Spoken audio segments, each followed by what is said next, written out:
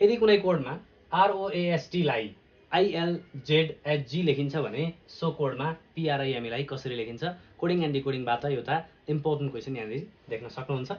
So हेर्नु होला यहाँ कसरी लेखिएको छ 1 versus 1 हेर्दा R लाई I, O लाई L, A लाई Z, S लाई H र T लाई G लेखेको देख्न सकिन्छ।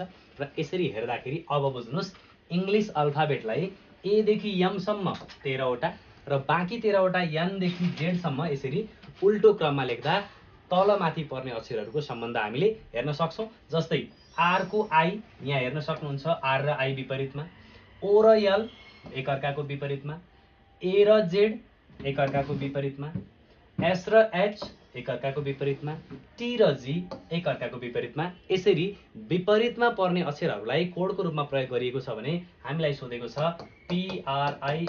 PRIME प्राइम को लागि हेर्ने हो भने अब हेर्नुस् P को K, R को I को R, M को N र E को V लेख्न सकिन्छ।